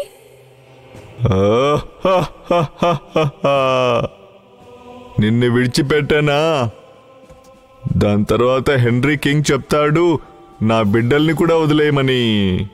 నేను రాణి దూతని బందీ చేస్తాను. మరి అందరి దేవదూతలు నా చేతుల్లో బందీ చేస్తాను. ఎవరైతే నా మాట వింటారో వాళ్ళని నేను దాసి చేసుకునేస్తాను. దాని తర్వాత ఈ లోకంపై నా మాటే శాసనమైపోతుంది. నేను మంత్రగారిని ఖజాం. ఈ లోకం చేస్తుంది నాకు సలాం. మంత్రగాడ ఖజాం, నువ్వు నాతో ఉంటావని హామీ చేయి. నా దగ్గర ఎన్ని శక్తులున్నాయంటే ముందుకు మాకన్ని శక్తులు పనికొస్తాయి. నీ కొడుక్కి నా కూతుర్ని ఇచ్చి పెళ్లి కూడా చేస్తాను. రాణి దేవతలైన రోజికర్లీనాకి తన 2 బిడ్డల్ని ఒక మంత్రగాడు అపహరించాడనే విషయం తెలిసిపోతుంది. తను చాలా దుఃఖిస్తూ ఉంటుంది. నాకన్నిటికంటే ముందు కింగ్ హెన్రీని విడుదల చేయాలి. తన దగ్గర చాలా అద్భుతమైన శక్తులున్నాయి. తను తన శక్తి బలం నుంచి మంత్రగాడైన ఖజాంని కూడా పట్టుకోవచ్చు. నా దగ్గర ఈ మాణిక్యం ఉండేదాకా అంతవరకు నన్ను ఏ మంత్రశక్తులు నన్ను ఏమి చెయ్యలేదు. అంతలోనే మంత్రగాడైన ఖజాం 2 పంజరాలలో సిల్క్ రోజ్ ఇక లిటిల్ రోజ్ని దేవదూతల దగ్గరికి తీసుకెళ్తాడు. మంత్రగాడైన ఖజాం తన మంత్రశక్తులను దేవదూతలపై ఉపయోగిస్తాడు. ఆ ముత్యం ప్రభావం వల్ల తనకు ఏమీ అవ్వదు. నేను ఇప్పుడే రాణి దూతను బంధించేస్తాను. నేనే మంత్రగారిని ఖజాం. ఈ లోకం చేస్తుంది నాకు సలాం. అంతలోనే దేవదూత తన శక్తిని ఉపయోగిస్తుంది. ఇక మంత్రగాడైన ఖజాం ఉన్నెందునంటే అక్కడే పడిపోతాడు. దేవదూత పరిగెత్తుకుంటూ వచ్చి మంత్రగాడి చేతిలో ఉన్న ఆ కర్రను తీసుకుంటుంది. నా దండం, నా దండం, నాకిచ్చేయి, లేదంటే నిన్ను ఏం చేస్తానో చూడు. ఈ రాజమహల్తో సహా కాల్చి బూడిద చేస్తాను. రాణి దేవదూత, మంత్రగాడి జాదుకర్ర వాళ్ళకిచ్చేయి, లేదంటే అస్సలు బాగోదు. నువ్వు నీ గురించి ఆలోచించు. మంత్రగాడ, నువ్విప్పుడు నా అధీనంలో ఉన్నావు. కింగ్ హెన్రీ, ఇక ఇద్దరు పిల్లల్ని వదిలేసేయ్, లేదంటే మిమ్మల్ని ఇద్దరిని కాల్చి బూడిద చేస్తాను. మంత్రగత్తె తన శక్తిని ఉపయోగించి సిల్క్ రోజ్ ఇంకా లిటిల్ రోజ్ని కింగ్ హెన్రీ కూడా స్వేచ్ఛగా బయటికొస్తాడు. కింగ్ హెన్రీ తన మంత్రశక్తులతో మళ్లీ మంత్రగత్తెను మగ ఇంకా ఆడ ఎలుకగా చేస్తాడు. ఒక పంజరంలో బంధిస్తాడు. మనం మంత్రగాడు బంధించిన వ్యక్తులందరినీ ఈ మంత్రగాడు మంత్రగత్తె వాళ్ళని బంధించి ఉన్నారు. సిల్క్ రోజ్, లిటిల్ రోజ్, ఇక్కడికి రండి. ఇదిగో, నేను మీ ఇద్దరికి దివ్యమైన ముత్యాల హారాన్ని ఇస్తున్నాను. ఇది మీ ఇద్దరికి రక్షణగా ఉంటుంది. దీంతో మీరిద్దరూ వేరే వాళ్ళకు కూడా సహాయం చేయవచ్చు. ఆ దుష్టశక్తి అయిన మంత్రగాడు మంత్రగత్తె చాలా మందిని బంధించే ఉన్నారు. మీరిద్దరూ వెళ్ళి వాళ్ళని విడిచిపెట్టండి. కింగ్ హెన్రీ మగ ఇక ఆడ ఎలుకల్ని చూసి మంత్రగత్తె ఇంకా మంత్రగాడిని చూసి ఒక ప్రశ్న అడుగుతాడు. మాయా ఎలుక, ఇది చెప్పండి, మీరు మిగతా వాళ్ళని ఎక్కడ బంధించి ఉన్నారు? మీ మంత్రదండం కూడా నా దగ్గరే ఉంది. తొందరగా చెప్పండి. నేను చాలా జనాల్ని విరాట్ నగరంలో ఉన్న నల్ల పర్వతం గృహలో బంధించి ఉన్నాను. అందులో 2 రాజకుమారులు కూడా ఉన్నారు. నా బిడ్డల్లారా, మీరు విరాట్ నగరంలో ఉన్న నల్ల పర్వతం దగ్గరికి వెళ్ళండి. అందరినీ విడిచిపెట్టండి. సరే నాన్నా, మేమిద్దరూ వెళ్తాం. నా బంగారు బిడ్డలు, మిమ్మల్ని మీరు చూసుకోండి. ఏదైనా సమస్య వచ్చిందంటే మాతో దయచేసి చెప్పండి. సిల్క్ రోజ్ ఇంకా లిటిల్ రోజ్ అక్కడి నుంచి ఎగురుకుంటూ ఒక నల్ల కొండపై వెళ్ళిపోతారు. ఇక అక్కడున్న అందర్నీ వాళ్ళు బయటికి తెస్తారు. రాజకుమారులైన రాబర్ట్ ఇంకా ఫ్రాన్సిస్ కూడా దొరికేస్తారు. మీరు మా ఇద్దరిని విడిచిపెట్టి మాపై చాలా పెద్ద ఉపకారం చేసి పెట్టారు. నేను మీ ఇద్దరిని జీవితాంతం మర్చిపోను. ఇప్పుడు చెడుపై మంచి జయించింది. ప్రియమైన దేవదూతలారా, మేము మా రాజమహల్కి మిమ్మల్ని తీసుకెళ్లాలనుకుంటున్నాం. ప్రియమైన రాజకుమారా, ఇప్పుడు మేము దేవదూతల లోకానికి వెళ్ళాలి. మేము హామీ ఇస్తున్నాము, ఒకరోజు మేము ఖచ్చితంగా మీ రాజ్మహల్కి మేమొస్తాము. ఇప్పుడు మమ్మల్ని వెళ్లడానికి అనుమతించండి. 2 దేవదూతలు ఎగురుకుంటూ తమ లోకానికి తలుపుతారు. ఇతర రాజకుమారులు వాళ్ళిద్దరిని చూస్తూనే ఉంటారు.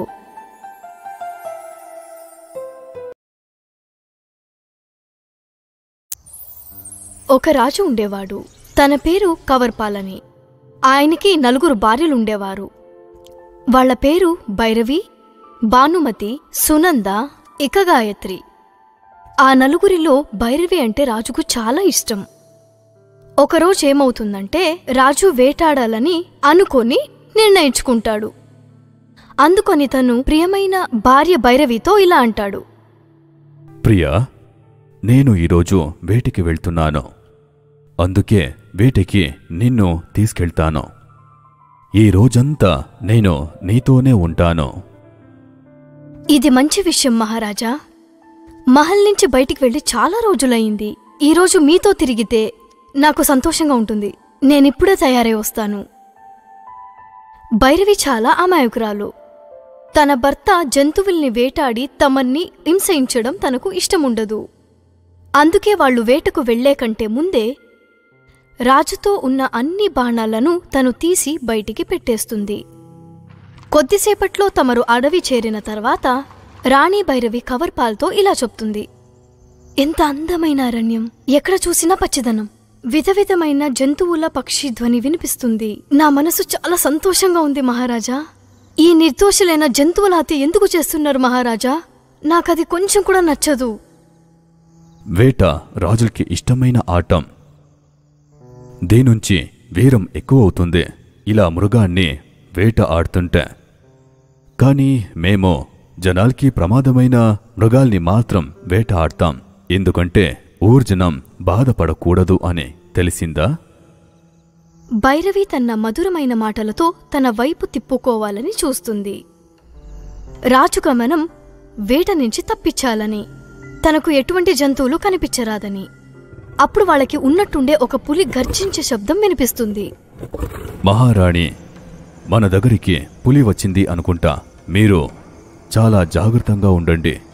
మీ అందమైన మాటలతో నేను వేటకి వచ్చాననే మర్చిపోయాను. నేను వేట ఆడాలి. ఇప్పుడు పులి వెతుకుంటూ మనం ముందుకెళ్తాం.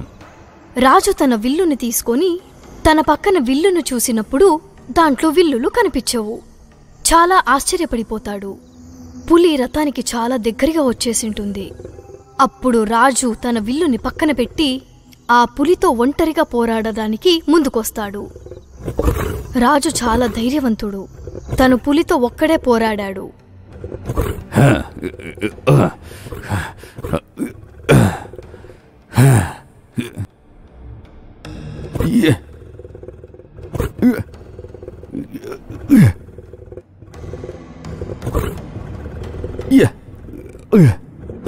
ఇలా ఇద్దరు చాలాసేపు పోరాడిన తర్వాత ఆఖరికి రాజు ఆ పులిని చంపేస్తాడు. కాని ఈ పోరాటంలో రాజు చాలానే గాయపడతాడు. గాయపడిన రాజుని తీసుకొని భైరవి సభలోకి వస్తున్నప్పుడు ఎవరికి నమ్మశక్యం కాదు. రాజు కవర్పాల్ ఇలా తీవ్రంగా గాయపడతాడని అనుకోలేదు. ఎందుకంటే తను వేటలో చాలా నిపుణుడై ఉంటాడు. దీనికంటే ముందు రాణి భానుమతి ఇలా అడుగుతుంది, ఇదంతా ఎలా అయింది అక్క? ఈరోజు వేటలో మహారాజు ఎలా గాయపడ్డారు? అప్పుడు రాణి భైరవి ఇలా చెప్తుంది, నాకు నిర్దోషుల జంతువుల హత్య చూస్తే చాలా బాధేస్తుంది. అందుకై నేను వేటకెళ్లే కంటే ముందుగానే నేను రాజు బాణాలను తీసేశాను. ఈ మాటలను విని రాణి గాయత్రి ఇలా చెప్తుంది, ఒక జంతువు కోసం నీ భర్త ప్రాణాలను పణంగా పెడతావా? ఎటువంటి ఆడదానివి నువ్వు? నీకు తెలుసు కదా రాజుకి వేటంటే ఎంత ఇష్టమని. కానీ నువ్వు మీరు సహాయం చేయకుండా పక్కనుండగా రాజుని ఇలా చేస్తారా? ఇది ఎటువంటి ప్రేమ అక్కా? నీ భర్తని మృత్యువుకి దగ్గరగా తీసుకెళ్లావు కదా. రాణి భైరవి రాణి గాయత్రి మాటలను ఇలా వింటుంది. ఇవన్నీ వాళ్ల దగ్గర విని రాణి భైరవికి చాలా బాధేస్తుంది. రాజు స్థితి ఏమో ఇంకా నశించిపోతుంటుంది. అప్పుడు రాణి భైరవి ఇలా అంటుంది, మీరందరూ నన్ను ఎంతైనా తిట్టుకోండి, కాని ఇప్పుడు మహారాజు స్థితిపై గమనిద్దాం. అప్పుడు రాణి సునంద ఇలా అంటుంది, ఈ విధంగా గాయపడిన రాజుకి కేవలం ఒక్కరే వైద్యం చేయగలరు. కాని ఇప్పుడు వాళ్ళు 50 మైళ్ళ దూరంలో ఉన్నారు. వాళ్ళు రావడానికి చాలా సమయం పట్టొచ్చు. రాణి భైరవికి ఔషధాల గురించి కాస్త జ్ఞానం ఉంటుంది.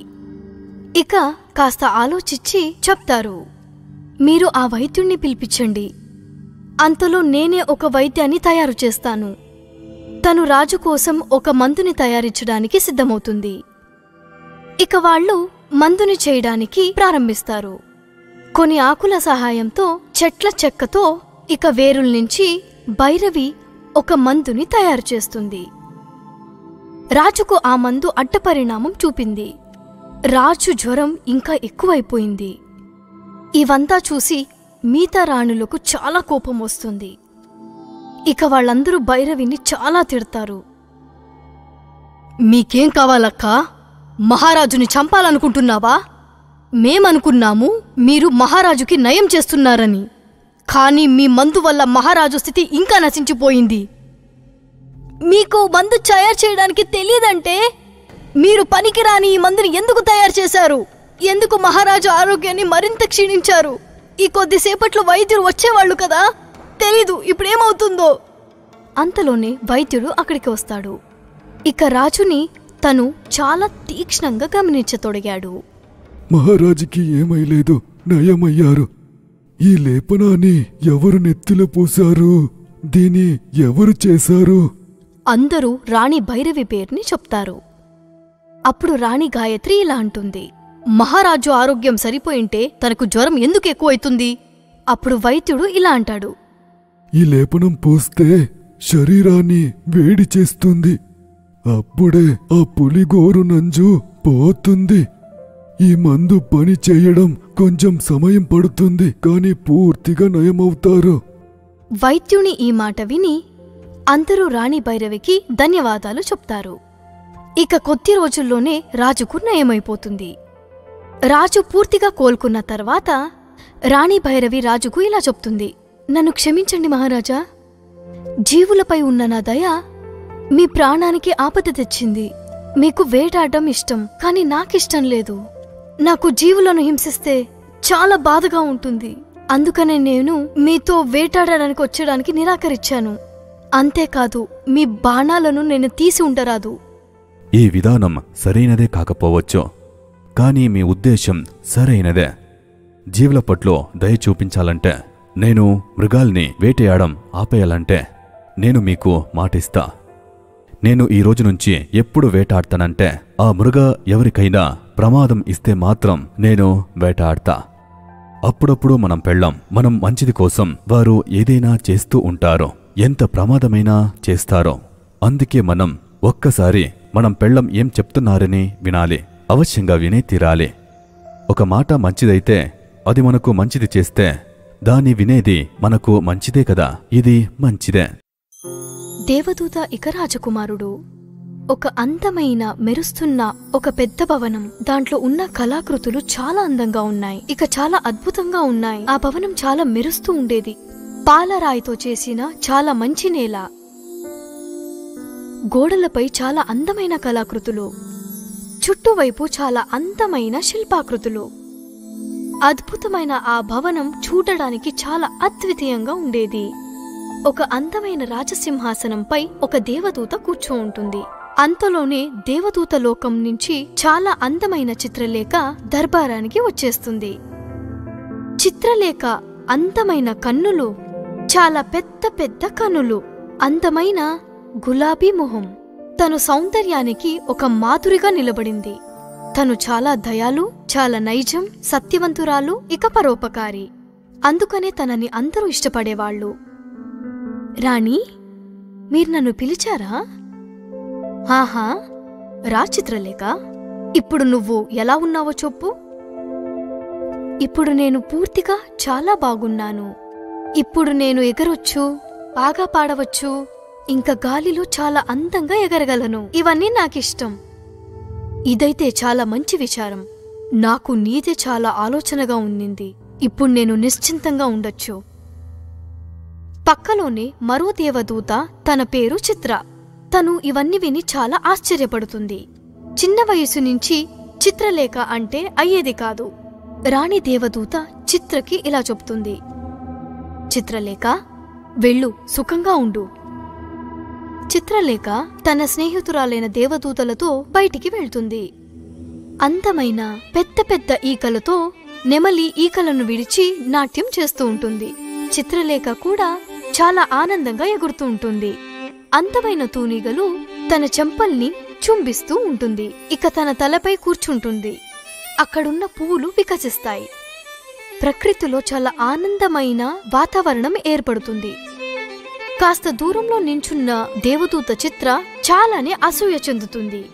చిత్రలేఖ దేవదూత ఇక రాణి భవనానికి వెళ్తుంది. తను రాణి దేవదూతతో ఇలా చెప్తుంది, రాణిమాత, మీరు అనుమతిస్తే నేను పృథ్వీలోకానికి వెళ్ళి రావచ్చా? నేను పృథ్వీలోకంలో ఉన్న వాళ్ళకి సహాయం చేయాలి. చాలా మంచి విచారం.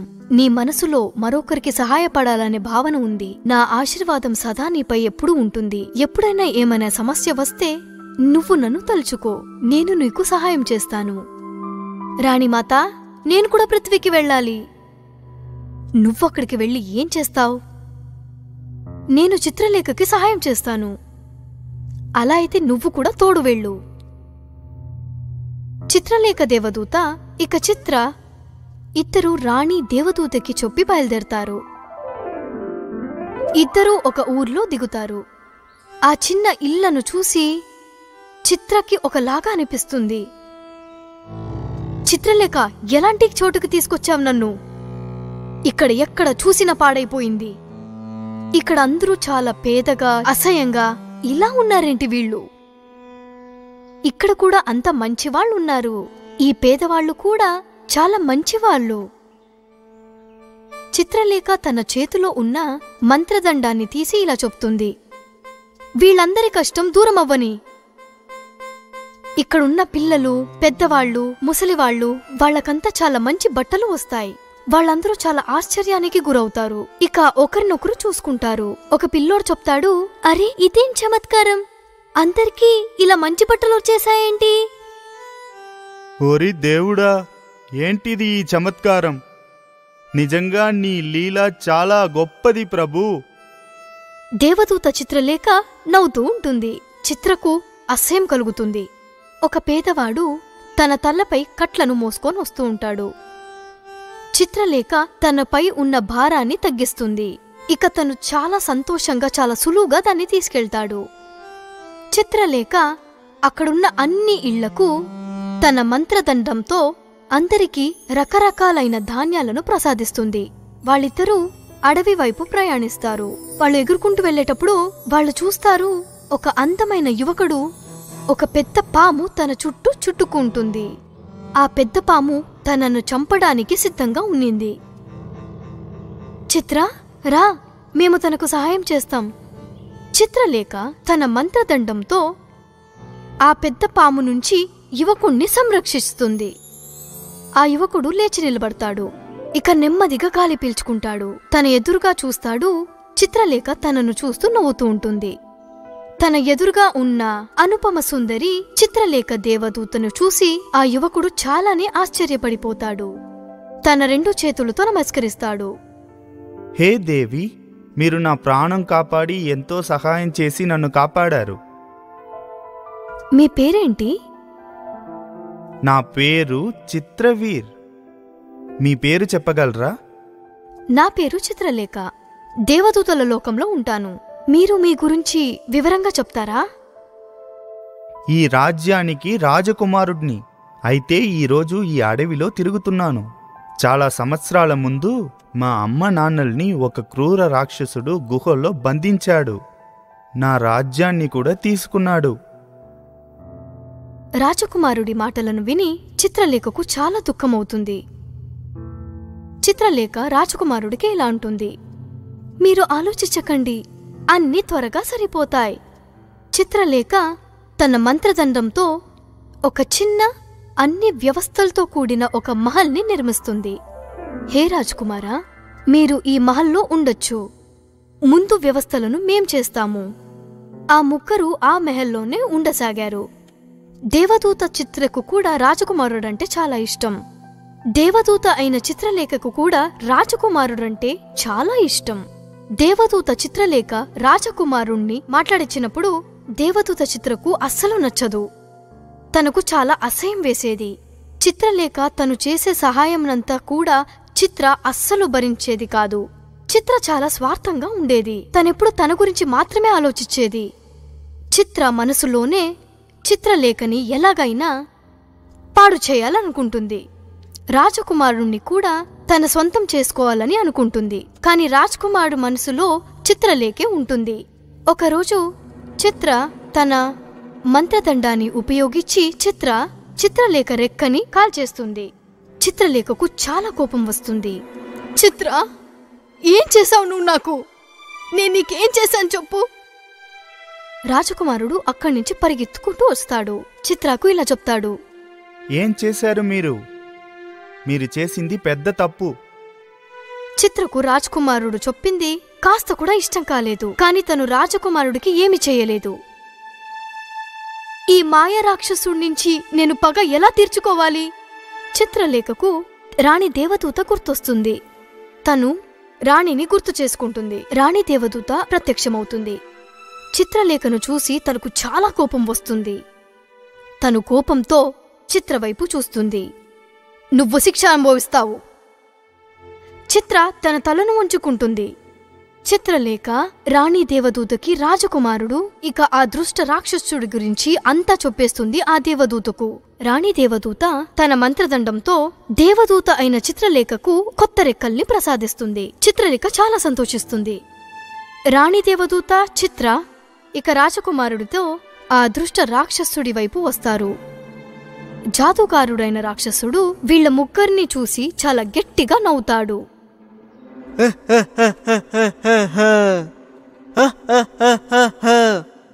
మీరందరూ వచ్చేశారా? నేను ఏది చెప్తే అది చేయడానికి సిద్ధంగా ఉండండి. ఇంత చెప్పి జాదుని ముగ్గురిపై ప్రయోగిస్తాడు. దేవదూత రాణి ఇక చిత్రలేఖ తమ మాయశక్తులతో తన అన్ని మాయలను పనికి రాకుండా చేస్తారు. తన శక్తులన్నీ గాలిలో ఐక్యమైపోతాయి. రాక్షసుడు చాలా గట్టిగా అరుస్తాడు. ఇక చాలా గట్టిగా గర్జిస్తాడు. దేవదూత రాణి తన మంత్రదండంతో ఆ రాక్షసుణ్ణి భూమి నుంచి పైకి ఎగరేస్తారు. గాలిలో తన చేతులు కాళ్ళను ఎగరేస్తూ ఉంటాడు. చిత్రలేఖ తన మంత్రదండంతో తనను చాలా తిప్పేస్తుంది. తను గాలిలో అలా తేలాడుతూ చాలా చుట్టుకుంటూ చాలా గట్టిగా అరుస్తూ ఉంటాడు. అదైన తర్వాత తను భూమిపై పడిపోతాడు. ఇక పడుకునేస్తాడు. చిత్రలేఖ పంజరంలో బంధిస్తుంది. ఆ ముగ్గురు ఆ గుహలోపలికి వెళ్లి ఆ రాజారాణి జొతలో ఉండేటువంటి అన్ని సైనికుల్ని బయటికి రమ్మంటారు. ఈ జాదుగారైన రాక్షసుడు ఆ పంజరంలోనే చాలా గట్టిగా అరుస్తూ తిరుగుతూ ఉంటాడు. రాజకుమారుడు ఇంకా చిత్రలేఖ ఇద్దరూ ఒకరినొకరిని అలాగే చూస్తూనే ఉంటారు. దేవదూత చిత్రకు కడుపు మండేది. రాజారాణి ఇక రాణి దేవదూత చిత్రలేఖ ఇక రాజకుమారుడికి ఆశీర్వదిస్తారు. నీతి, మేము ఎవరినీ చూసి ఆశ ఇచ్చుకోరాదు. మేమెప్పుడు నిరంతరం చాలా మంచి పనుల్నే